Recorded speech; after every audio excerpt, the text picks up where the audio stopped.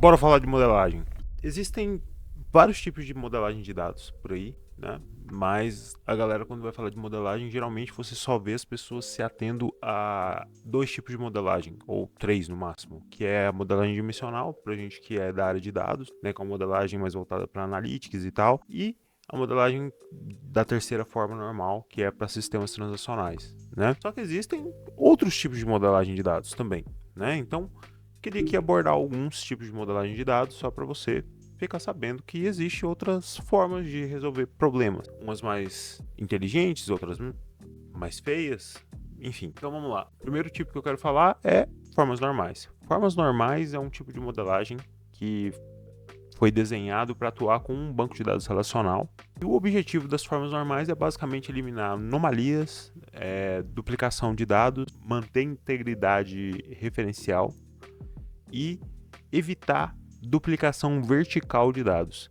Eu falo um pouco mais sobre isso nesse meu vídeo aqui ou aqui, que é por que normalizamos os dados, tá? Se você quiser, dá uma checada lá. Geralmente a forma mais usada dessas formas normais é a terceira forma normal, que ela já garante bastante consistência e já elimina um monte de anomalias, mas existem a quarta, quinta e sexta forma normal também. Segundo tipo de modelagem, modelagem dimensional. Modelagem dimensional, enquanto as formas normais têm uma grande interseção ali com o OLTP para poder cuidar de sistemas transacionais, a modelagem dimensional ela é mais para o nosso lado de análise de dados, para analytics, para poder fazer cálculos e agregações e tudo mais. Basicamente, a modelagem dimensional se popularizou com o livro do Kimball, o Data Warehouse Toolkit, e na maioria dos casos, quando você for pesquisar, ela está dividida em dois tipos, Star Schema e Snowflake. Mas a galera geralmente usa mais o Star Schema mesmo. Basicamente consiste de uma fato ou mais no centro, onde você vai ter ali dados quantitativos e de relacionamento. E ao redor dessa fato, você vai ter várias dimensões, né, que são tabelas dimensionais, onde vai ter ali a descrição do dado e a chave para esse relacionamento. Basicamente, essas tabelas chamadas de dimensões, elas trazem contexto para o dado quantitativo. E só uma curiosidade aqui, a modelagem dimensional ela está na segunda forma normal, tá? Se você for ler aí a segunda forma normal, você vai perceber que a modelagem dimensional está ali dentro do que pede o figurino da segunda forma normal, beleza? Vamos lá. Agora, OBT, ou tabela grande pra c... É um tipo de modelagem que surgiu junto com o advento do processamento paralelo, né? Quando a Google soltou aquele artigo lá que impulsionou a criação do Hadoop, né? Para processamento massivo paralelo. E também a Google falou que o tipo de modelagem que eles usavam lá para os dados era o que eles chamavam de OBT, esse One Big Table, que é uma tabela gigante com várias colunas, né, onde você consolida ali várias informações. E por que era utilizado isso? Como eles estavam usando processamento paralelo, você otimizava o seu modelo de dados, tendo todas as informações que você precisava dentro de uma tabela só. Dessa maneira, você evita um pouco ali do chamado shuffling e você minimiza um pouco de I/O de rede. Então, por isso que eles falaram que estavam utilizando o OBT para fazer processamento de dados, o que faz bastante sentido em casos onde as pessoas utilizam um Hadoop, por exemplo. Até aqui não teve muita novidade, né? Mas vamos lá. O próximo tipo de modelagem é o Data Vault, ou Data Vault, né? Como em bom português. Data Vault é uma metodologia que não é tão nova assim, já tem um tempinho. Ela foi criada para lidar com grandes quantidades de dados. Para você ter uma ideia, o criador do Data Vault ele estava num projeto para a defesa aérea americana em 2001. E lá ele teve que lidar com cenários extremamente complexos de integração de dados e petabytes de dados em 2001, quando ninguém estava falando de Big Data. E a ferramenta que ele estava usando lá era basicamente um SSIS, né, o Integration Services da Microsoft, e um SQL Server. Era isso que ele tinha em mãos. E ele percebeu, logo ele percebeu que fazer modelos dimensionais não ia resolver o problema dele. Então, ele conseguiu criar essa metodologia chamada Data Vault, que ainda estava muito no early stage ali naquele projeto que ele estava cuidando, onde era possível integrar grandes massas de dados, fazer carga de uma velocidade rápida e resolver uma série de problemas de integrações utilizando determinadas entidades que ele nomeou de hubs, links e satélites. Existem outras entidades dentro do Data Vault, não é só isso, tá? Esses três são os mais conhecidos porque eles estão na camada de Raw Vault, que é a camada que a maioria, eu acho que a maioria no mundo utiliza quando fala de Data Vault. A maioria das pessoas se referem ao Raw Vault, mas tem a outra camada que é o Business Vault, tem outros tipos de entidade ali dentro, tá? E dá uma olhada no Data Vault, que é bem interessante essa técnica. Vamos lá para a próxima. Activity Schema, ou Activity Schema, sei lá, ou algo do tipo. É um padrão ou framework de modelagem de dados que foi criado para ser open source. Tem uma página lá no GitHub que as pessoas explicam o padrão dele. Ele foi pensado para ser de fácil acoplamento com uma abordagem simples de modelar, sem ficar gastando muito a cabeça e ficar pensando muito em como você vai modelar aquele dado, tá? Basicamente, o Activity Schema, ele consiste de você adicionar 3 colunas em todas as tabelas que você for fazer ingestão, tá? A primeira coluna que é o timestamp, que é o momento do ocorrido daquela operação. O Customer, que é o identificador único do seu cliente. E o Activity é tipo um carimbo com a descrição do ocorrido. Então imagina assim, você tem, sei lá, algum tipo de sistema e você vai carimbar o que aconteceu com aquele registro para você manter ali aquele registro. Para deixar um pouco mais claro, é um tipo de modelagem que tem que casa perfeitamente com, por exemplo, um sistema de e-commerce. Então, você pode colocar ali na coluna Activity, por exemplo, visitou a página X, colocou um item no carrinho, submeteu um cupom, realizou o pagamento. E como você vai ter ali também o identificador único do cliente e o momento que aquilo aconteceu, você pode adicionar outros dados ali, como por exemplo a quantidade de dinheiro que o cara gastou e tal, mas essas 3 colunas vão te dar contexto suficiente do dado para você saber o que rolou ali, e você consegue ter ali uma auditabilidade legal do seu dado sem ter que gastar muita cabeça para poder resolver problemas de modelagem. O problema é que isso se aplica para poucos casos de uso, né? O criador desse tipo de modelagem, ele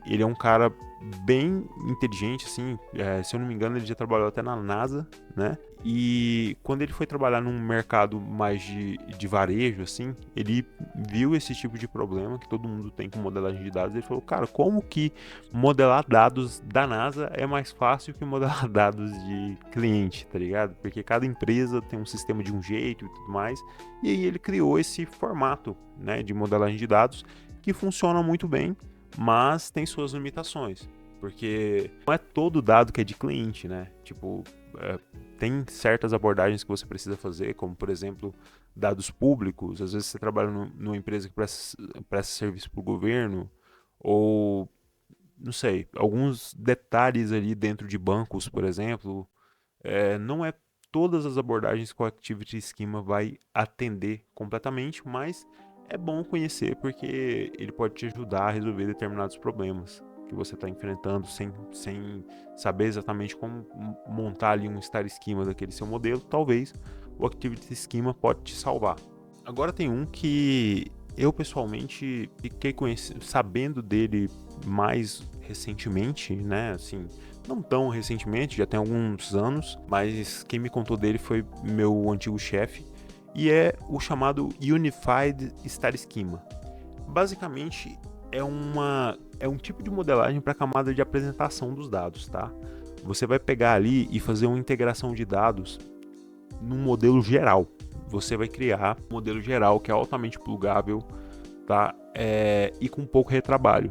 Então imagina assim, em vez de você criar um modelo dimensional para vendas, um modelo dimensional para financeiro, um modelo dimensional para outra coisa, você vai criar um Unified Star Schema, e tudo que for chegando, você vai ser capaz de acoplar nesse modelo sem ter muito retrabalho. A um primeiro momento é um pouco difícil de entender, mas depois que você começa a treinar os exemplos que o Francesco Pupini coloca no livro, você começa a entender melhor, tá? Existe um livro, The Unified Star Schema, é um livro bem legal, só é um livro meio carinho, tá? E aí você vai ter a integração geral dos seus dados através de uma tabela chamada Pupini Bridge, que é uma tabela central que tem esse nome por causa do criador. E aí também tem o Anchor Modeling, que eu nem sei se vale a pena mencionar aqui. Sinceramente, eu acho um Frankenstein meio bizarro, tá? É mais complexo do que deveria ser, e parece muito que a pessoa que criou estava falando assim, olha, esse tal de Data Vault é interessante, eu vou copiar, mas vou fazer diferente. E aí ele fez um over-engineering de um modelo, assim, que tem várias entidades e a forma de desenhar, você desenha o modelo conceitual ali através de grafos e aí você coloca uma bolinha e um quadradinho e cada um tem um significado. Né, é, é meio que isso. Existem outros tipos também, tá? Fora esses foram os principais tipos, mas existem outros tipos por aí. Tem um cara no LinkedIn, por exemplo, que ele defende um tipo lá que ele criou, que é o Hook Data Modeling, Hook de gancho, né? Que é basicamente o tipo de modelagem que ele defende para data lakes, né? Eu acho meio, não. Não. E também tem outros tipos de modelagem, por exemplo, tem o Reverse Star Schema, tem o Bitemporal Modeling, tem o Super Entity e tem outros tipos também, mas é meio redundante, assim, basicamente são formas de modelagem ali que a pessoa pega pinceladas de outras coisas que já existem, muda um negocinho e dá um nome para aquilo, né? Então, não vale muito a pena mencionar aqui. Os principais tipos que eu acho, na minha opinião, são esses, que são os tipos que eu meio que uso no meu dia a dia. Às vezes alguma referência, alguma coisa ali, eu às vezes para resolver um problema eu falo, se eu aplicar esse detalhe aqui de tal tipo de modelagem, eu resolvo esse problema. E é assim que eu encaro modelagem de dados, você utilizar o conhecimento a seu favor e não ficar preso numa parada só achando que aquilo ali é uma bala de prata para resolver todos os seus problemas, tá?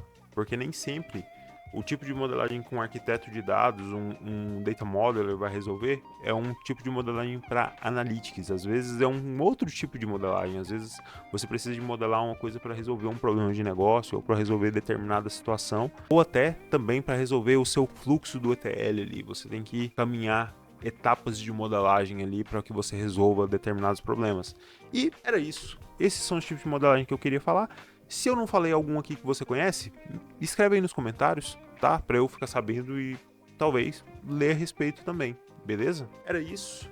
Aquele abraço.